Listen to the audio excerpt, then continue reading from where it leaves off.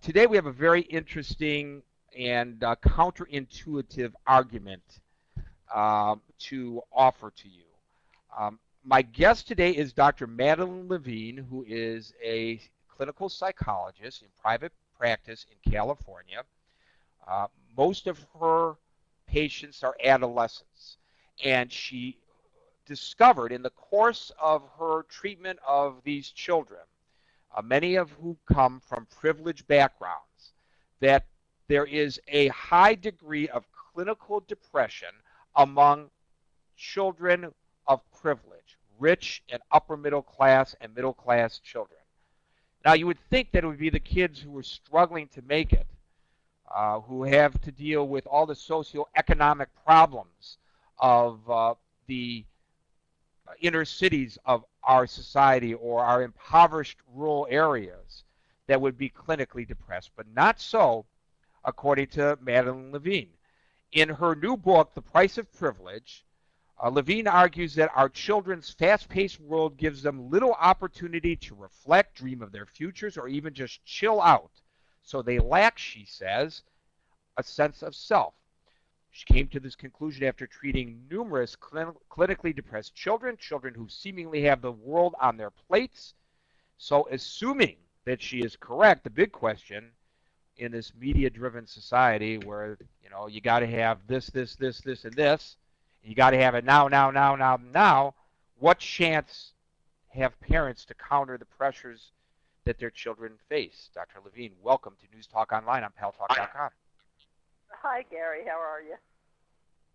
I am terrific. Well, I knew when I heard that you wrote this book, and I know this is, I believe, your third book, that I just had to have you on the show because nobody would believe that children of privileged background are more depressed as a group than children of impoverished backgrounds. Yes, pretty counterintuitive. I agree. I want to be clear about one thing. It's not my point of view, or it's not my idea or anything like that. I mean, it was my idea initially that this was what was going on, but the book itself is very much based on data. So it's this notion that upper middle class, look, I think you had it right when you said we all assume that kids in poverty and parents in poverty face such enormous emotional, financial, personal, interpersonal problems that parenting will inevitably be compromised, and therefore kids will have high rates of emotional problems. And I think, and there's some truth to that. However, I think the corollary, which was also assumed to be true, which was that a parent's level of education and amount of income would have a protective impact on their children, has clearly been demonstrated to not be the case. The research at this point is that, for example, upper middle class girls, I'm not talking about rich kids because we really don't know a lot. We really don't know anything. Nobody has studied rich kids. And it's only in the last maybe 8-10 years that anybody's even looked at upper middle class kids. But upper middle class girls, for example, have a 22% rate of depression. That is approximately 3 times what you would expect to find in the general population of adolescent kids. So there is something, and I've got a host of statistics. I don't know how many you really want, but anxiety disorders are 3 times higher than the national average. Depression is 2 to 3 times higher. Substance abuse is higher. Psychosomatic disorders are higher. That's not to say that everything is worse for upper middle class kids. Clearly, kids from poverty face a whole host of problems and do have elevated rates of mental health problems. But the news is that they're not the only ones, and that on certain variables like depression or substance abuse, it's actually the wealthier kids who have higher rates. And of course the question is why.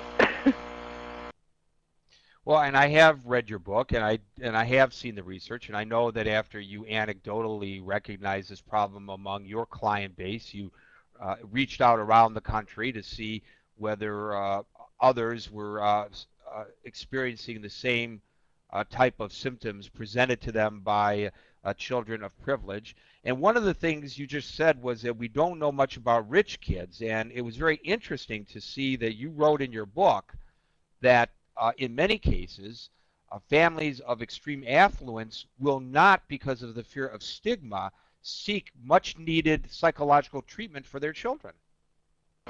Right, and why depression? When we're talking about things being counterintuitive, so why is it depression that's the one that really pops out in the research? And I think there are a couple of reasons for it. One is that the amount of pressure on these kids, and we'll talk about this more, is enormous. It's insupportable. It cannot continue that kids are expected not just to be good, they're supposed to be great, they're not supposed to be good at something, they're supposed to be terrific at everything. Just can't be, because it makes you feel like you're only as good as your last performance, your last test score, your last SAT score, your last college acceptance letter. And that's not what builds a healthy sense of self. A healthy sense of self comes from, I'm a lovable person, and I have my ups and my downs and my strengths and my weaknesses, and in spite of that, I'm still loved.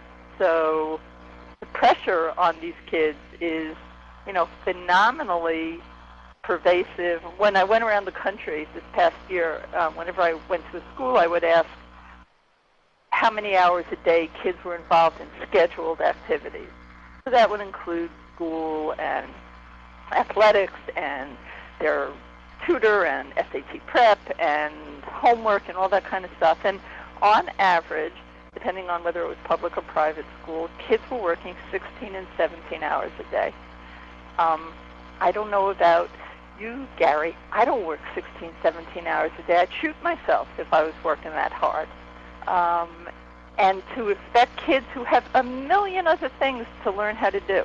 They have to learn how to control themselves. They have to learn how to speak to the opposite sex. They have to learn what they're interested in. They have to learn how to delay gratification. I mean, there's just a million other things that are part of the process of growing up, and these kids have very little opportunity to practice the other skills. They're really good. That's why they look good. They're really good at the social, the facade, the grades, but they're not very good at the things that psychologists believe comprise kind of a healthy sense of self. Well, I don't need to work 16 or 17 hours a day. That's why I have Boaz to kick around. But otherwise, I probably would. One of the other things that I remember you writing about in the book, and my guest is Dr. Madeline Levine. She's the author of The Price of Privilege, How Parental Pressure and Material Advantage Are Creating a Generation of Disconnected and Unhappy Kids. And you mentioned the scheduled social activities, and you suggested that mom and or pop may show up at the soccer game, but there's no discussion at the dinner table about the child's life.